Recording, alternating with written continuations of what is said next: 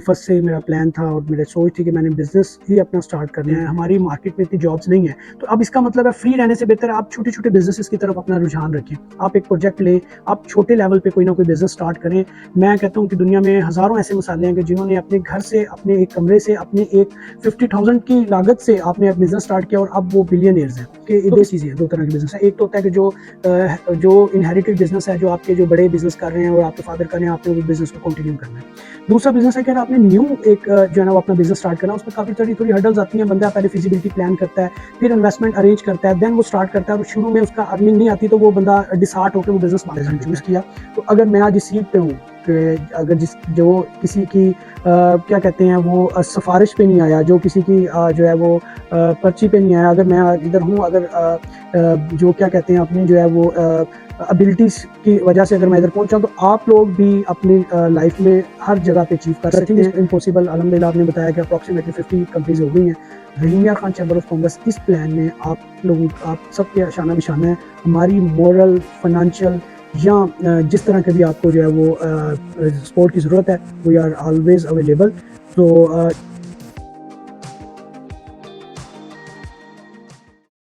अस्सलाम वालेकुम। आज हमारे साथ हैं chamber of commerce and industry के सीनियर वाइस प्रेसिडेंट मियां साद हसन।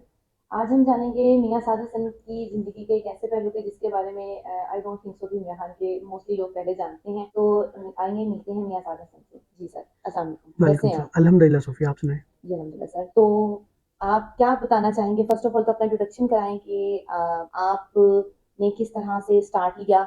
और फर्स्ट ऑफ ऑल तो अपनी बल्कि एजुकेशन से हम स्टार्ट करते हैं, then we will step by step go on.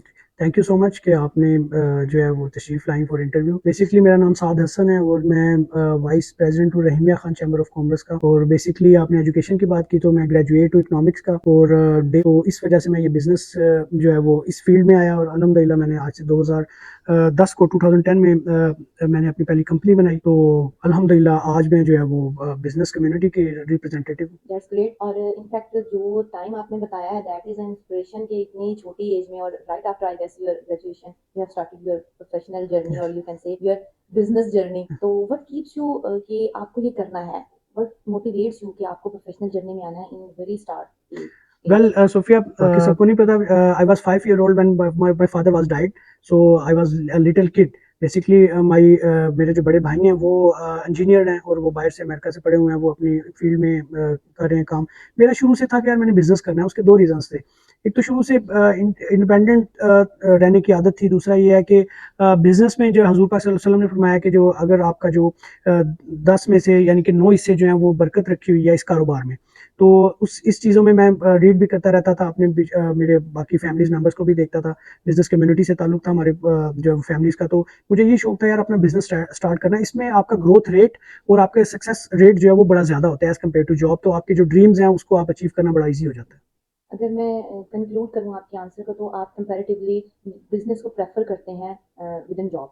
बिल्कुल। जॉब से ज़्यादा हमें फोकस करना चाहिए कि आज के जैसे इंटरव्यू का हमारा पर्पस ये है कि हम अपने स्ट्रगलर्स या जो ऐसे लोग अभी स्टार्ट ले रहे हैं प्रोफेशनल जर्नी में, तो उनके लिए हम एक अच्छा मैसेज और प्रैक्टिकल मैसेज दे सकें। तो हम इस प्लेटफॉर्म से ये उनको मैसेज दे रहे हैं कि आपको बिजनेस फील्ड पे जाना चाहिए। एक्चुअली सोफिया, डिफरेंट फेजेस होते हैं आपके लाइफ के। शुरू में आप जब स्टूडेंट्स होते हैं, स्टूडेंट्स में आपको काफ़ी प्रोजेक्ट्स मिलते हैं, उसमें वो प्रोजेक्ट को आप करते हैं। उसके बाद आपके पास दो लाइंस होती हैं, एक जॉब और एक बिजनेस। तो मैं तो कहता हूँ कि जब आप एजुकेशन अपनी जो है वो ले रहे होते हैं, जब डिग्री अपनी कंप्लीट कर रहे होते हैं, ड्यूरिंग द डिग्री आपको इंटर्नशिप की सूरत में आपको कहीं ना कहीं अच्छी ऑर्गेनाइजेशन के साथ काम करना चाहिए। क्योंकि studies is not enough for any profession. तो आपको सबसे पहले किसी अच्छी ऑर्गेनाइजेशन के साथ आपको कोई टाइम लगाना चाहिए एज अ इंटर्नी। उसके बाद आप जैसे एजुकेशन से फ्री हो, आपको मैं कहता हूँ 1 साल 2 साल कहीं जॉब करनी चाहिए। तो जब आप कहीं ऑर्गेनाइजेशन में जॉब करते हैं, आपको आप में प्रोफेशनलिज्म आता है, आप में डीलिंग आती है, क्लाइंट्स के साथ कैसे डील करना है। आप एक प्रॉपर वे में अपना जो है ना वो एक अपने आप को ढाल लेते हैं। तो जब आप 2-3 साल या जो जितना भी पीरियड आप जॉब करके अपने आप को समझे कि यार हाँ अब मुझे अपना बिजनेस स्टार्ट करना है। कुछ ऐसे भी लोग हैं जो जॉब के साथ अपना बिजनेस कर रहे हैं।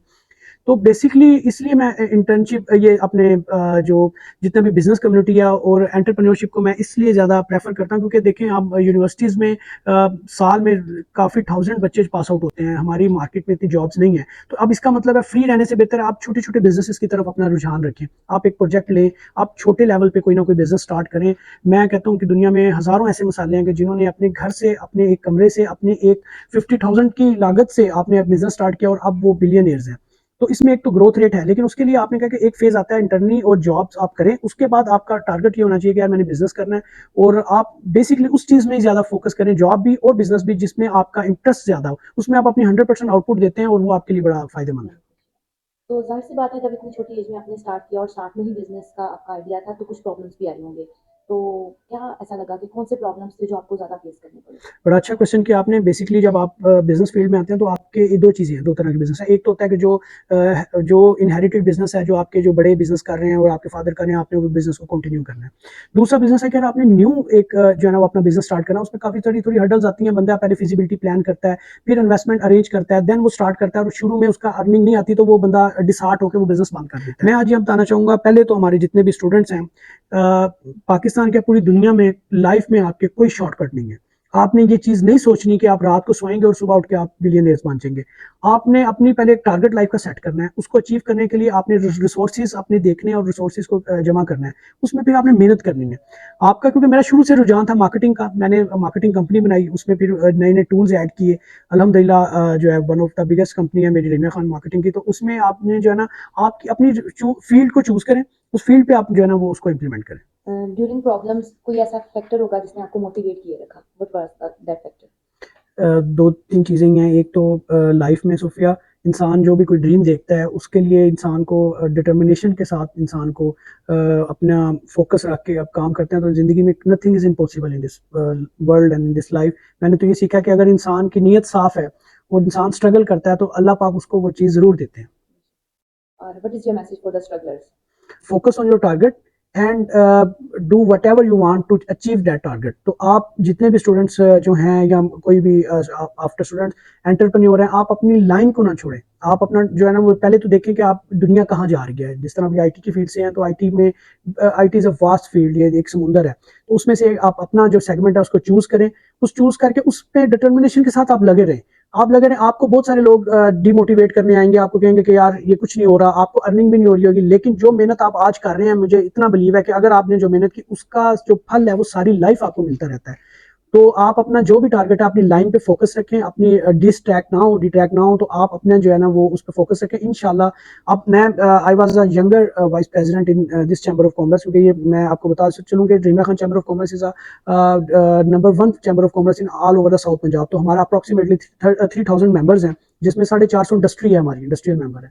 तो उस उनकी नुमाइंदगी अगर मैं कर रहा हूँ, मैंने एक इस अदारे के साथ पहले मैं मुंसलिक हुआ। इसमें मैंने शौक था कि यार मैं एज अ इलेक्शन लड़के एग्जेक्टिव मेंबर बनता हूँ, तो वो मैंने एग्जेक्टिव मेंबर बना, डिटर्मिनेशन के साथ काम किया। तो अल्हम्दुलिल्लाह मेरे ग्रुप ने जो है वो मुझे इस काबिल समझा कि उन्होंने मुझे as a vice president choose किया।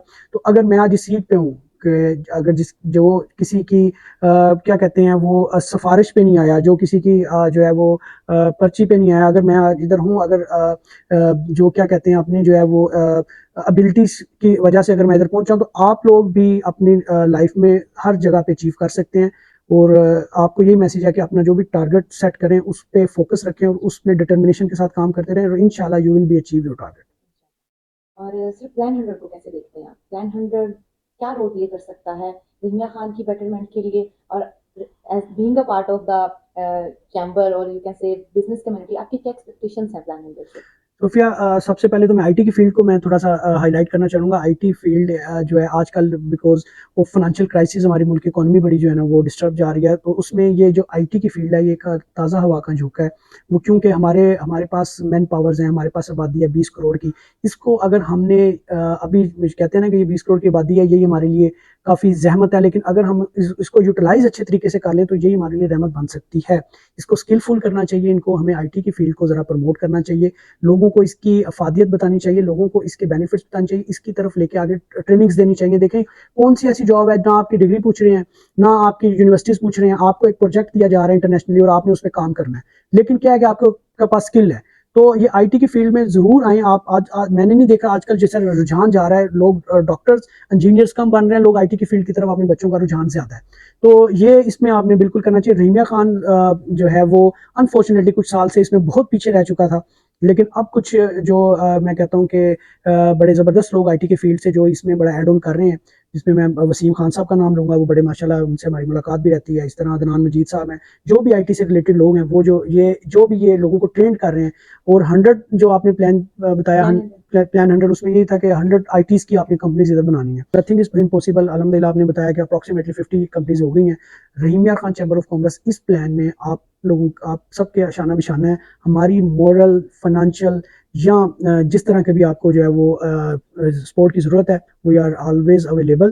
तो इंशाल्लाह इसका मेरा एक ये भी प्लान है कि एक एक्सपो करवाना चाह रहा हूँ मैं इधर रहीम मियां खान चैम्बर ऑफ कॉमर्स के ऑडिटोरियम में, एक IT एक्सपो।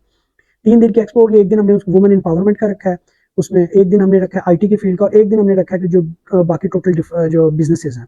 तो इंशाल्लाह उस पे हम आपसे कोऑर्डिनेट करेंगे, और हमने कोशिश है कि रहीमिया खान में ज़्यादा से ज़्यादा रहीमिया खान वो ज़िला बने जो पूरे पाकिस्तान में सबसे ज़्यादा IT में जो है वो उसकी अर्निंग, IT की एक्सपोर्ट और IT में काम करने वाला, प्रॉफिट कमाने वाला जो है वो ज़िला बने। हासिल टारगेट हमारा ये होना चाहिए, और इंशाल्लाह इस टारगेट में हम जो है वो आज से अपना काम स्टार्ट कर दिया और आपके साथ हैं।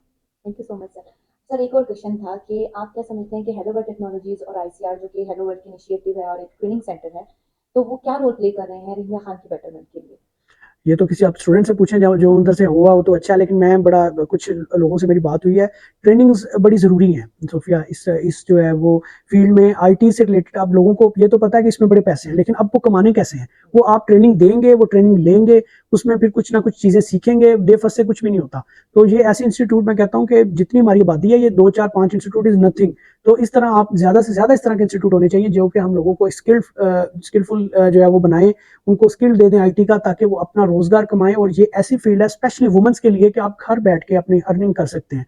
तो इसके लिए जो जो भी काफी कर रहे हैं इंक्लूडिंग योर कंपनी, और वी विल इंशाल्लाह recognise that companies, and we will be appreciate them. Thank you so much sir. एक और हमारा इनिशिएटिव है वुमेन इन टेक के नाम से, और I am leading that project, तो आई एम वेरी प्राउड कि ये प्रोजेक्ट को हम लीड इस तरह से कर रहे हैं, इसको इस तरह से लीड करें कि वुमेन इन टेक मोस्टली या मैक्सिमम फीमेल्स को इस फील्ड में आना चाहिए, उसे मिलके हमें एम्पावर करना है। और वुमेन इन टेक जो है हमारे प्लेटफॉर्म से तमाम जो कोर्सेज हैं, जो उनकी जितनी भी फी है, उसमें उनको 33% ऑफ ऑफर कर रहा है। तो ये एक इनिशिएटिव है, आप इस इनिशिएटिव को कैसे देखते हैं और हमारी सोसाइटी में क्या इसकी ज़रूरत है? और being a person of a citizen of Rahimyar Khan, women in tech की ज़रूरत कितनी है और ये कितना इम्पैक्टफुल हो सकता है? कि जितने भी दुनिया में जो तरक्की याफ्ता मुल्क है, उनकी जो इकोनॉमी है उसमें जो वुमेन्स है उनका बड़ा एक 52% हमारी जो है पॉपुलेशन है। अनफॉर्चुनेटली हमारी जो है वो वुमेन एम्पावरमेंट्स या वुमेन की जो वर्किंग वर्किंग वुमेन्स की तादाद आटे में नमक के बराबर है।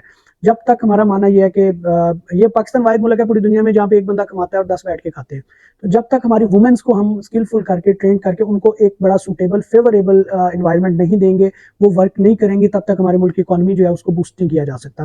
तो ये जो वुमेन इन टेक है, ये एक ऐसी फील्ड है जिसमें आप जो है वो IT से रिलेटेड आप घर बैठ के अपने लैपटॉप पे अपने सिस्टम पे बैठ के कर सकते हैं इजीली। और ये इतना कोई वो जो है उसके लिए हेक्टिक नहीं है आपको ऑफिस जाना है। और वर्क एट होम का तो अब पूरी दुनिया में वो रुझान आ रहा है।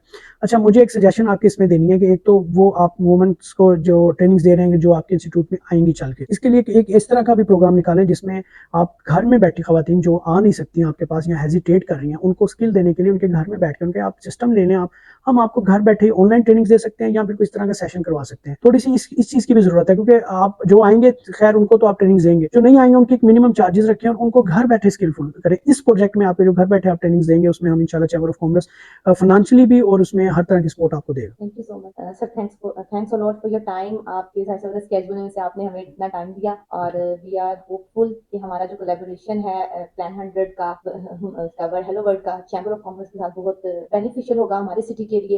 ये तो थे मियां साद हसन, और होप सो कि this journey is very inspirational for all the strugglers working in any field और specially in the IT field. Thank you so much stay connected.